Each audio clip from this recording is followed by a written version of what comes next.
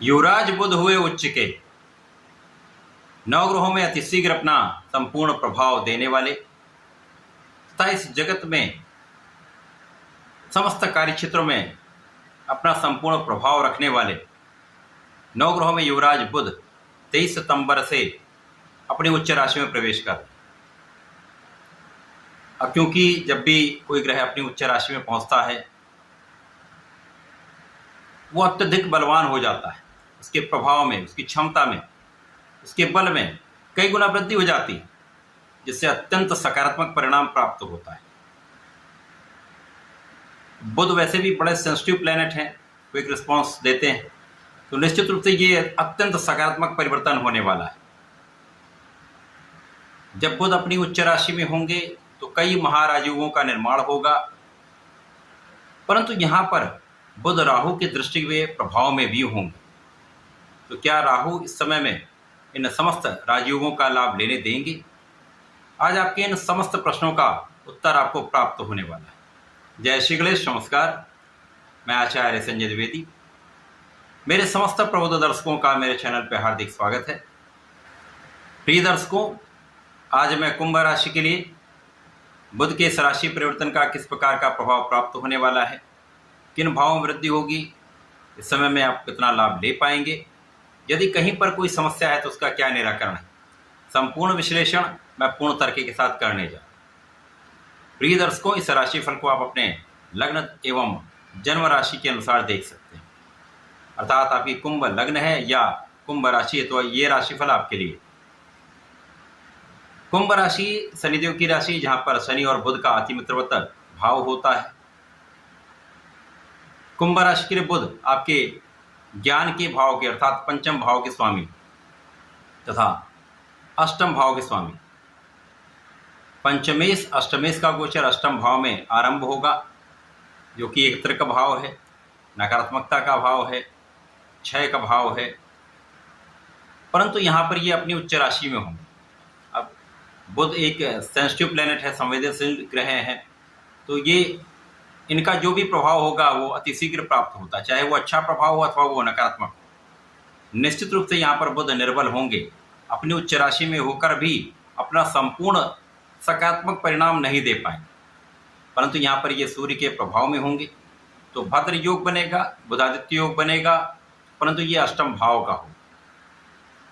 परंतु दो अन्य राजयोगों का निर्माण भी हो रहा है, जहाँ पर मंगल जो मिथुन राशि में गोचर कर रहे हैं, ज्ञान के भाव में पंचम भाव में है, वहां से इनकी दृष्टि का प्रभाव अष्टम भाव पर बुध पर तथा सूर्य पर होगा, जिससे महापराक्रमी योग बनेगा। तथा गुरुदेव बृहस्पति, उनकी दृष्टि का प्रभाव आपके अष्टम भाव पर बुध पर तथा सूर्य पर, इस प्रकार से शासन योग बनेगा, कुशाग्र योग। इस समय में महाबलवान राजयोगों के होने के बाद भी कुछ समस्याएं रह सकती। यहाँ पर आपके ज्ञान के क्षेत्र में आपको संपूर्ण प्रयास करना पड़ेगा, अपनी शिक्षा में आपको लगे रहना पड़ेगा, संपूर्ण परिश्रम करना पड़ेगा। यदि आप परिश्रम करते रहते हैं तो आपको लाभ मिलता रहेगा। यदि यहाँ पर जरा सा भी आपने आलस्य किया तो समस्याएं आ सकती, पढ़ाई का उतना अच्छा परिणाम प्राप्त नहीं हो पाता है। इसी प्रकार से संतान के स्वास्थ्य में कुछ निर्बलता हो सकती है अथवा कुछ मतभेद की संभावनाएं रहती। प्रेम संबंधों के लिए समय बिल्कुल भी अच्छा नहीं है। इस समय में जो महाराजयोगों का निर्माण हो रहा है, जैसे भद्र योग है, ये आपके ज्ञान से, आपकी शिक्षा से, आपकी बुद्धि के बल से, आपके ज्ञान के बल पर, आपके वाणी के बल पर, आपके कला क्षेत्र के ज्ञान के बल पर, आपकी योग्यता के कारण आपको महाधन का योग, महालाभ का योग बनाते हैं। इसी प्रकार से बुधादित्य योग आपके शासन सत्ता के गुण को प्रबल करके, आपके आत्मबल को प्रबल करके, आपकी क्षमताओं में वृद्धि करके, आपकी प्रतिभा को निखार के आपको विशेष लाभ प्रदान होता है। यद्यपि इस समय में आप पराक्रमी होंगे, आप अपना संपूर्ण परिश्रम करेंगे, परंतु काम को टालने की टेंडेंसी से आपको बचना चाहिए। आज का काम आज पूर्ण करें, कल पर ना टालें। यदि आप ऐसा करते रहते तो बहुत सारी समस्याएं यहाँ पर समाप्त हो जाए। यहाँ पर मौसम के कुछ रोग हो सकते हैं, एलर्जी की संभावना हो सकती है तथा स्किन से संबंधित कुछ समस्याएं हो सकती हैं। मुख्य रूप से छोटी मोटी समस्याओं का योग है, यहाँ पर आपको ध्यान रखना होगा। यदि ध्यान रखेंगे तो बहुत सारे कष्टों से बचेंगे। यहाँ पर आपको अपनी वाणी पर संपूर्ण नियंत्रण रखना होगा, वाणी पर संयम रखना होगा, क्योंकि सूर्य के साथ बुध हैं।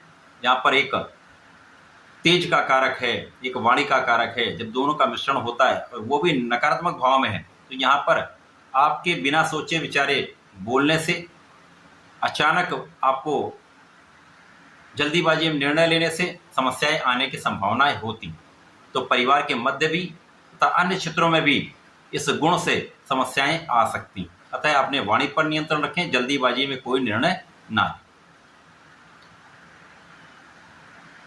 इस समय में ज्ञान आपके अंदर है, बुद्धि भी आपकी तीव्र रहने वाली है, कैलकुलेशन भी बहुत अच्छी है।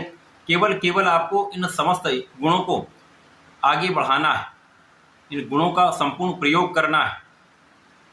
यहाँ पर आपके विशेष ज्ञान में वृद्धि अवश्य होगी, यहाँ पर आपकी क्षमता में वृद्धि अवश्य होगी। केवल उन क्षमता का समस्त प्रयोग आपको करना है, अपने समस्त गुणों को प्रकट करना है, तथा उनका उपयोग अपने कार्य क्षेत्र में करेंगे, अपने पढ़ाई के क्षेत्र में करेंगे, तो आपको सफलता मिलेगी ही। यहाँ पर शनिदेव की स्थिति अच्छी है, जो कि लग्न के स्वामी हैं, तो यहाँ पर डरने की आवश्यकता किसी प्रकार से नहीं है। आपकी स्वास्थ्य समस्याएं कम से कम होंगी, आप बहुत बलवान स्थिति में हैं, आप बहुत सामर्थ्यशाली हैं। तो ये समय बहुत कोई कठिन नहीं है। कुछ विशेष योग बनेंगे जब आपको पारिवारिक संपत्ति से विशेष लाभ प्राप्त होने वाला है, परिवार के सहयोग से आपको विशेष लाभ मिलेगा।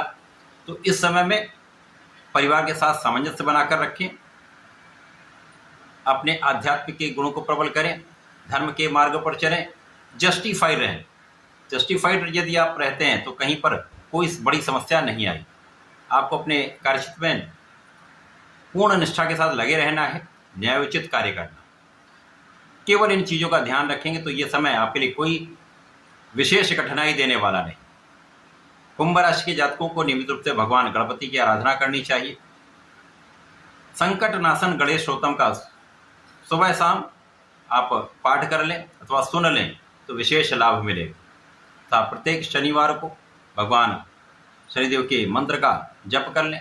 ओम सम शनिश्चराय का जप कर लें अथवा ओम प्राम प्रीम प्रोम सह शनिश्चराय नमः का कम से कम एक माला का जप अवश्य कर लें। विशेष लाभ आपको प्राप्त होंगे। जो समस्याएं हैं उनका निस्तारण होगा, अच्छे प्रभाव बढ़ जाएंगे।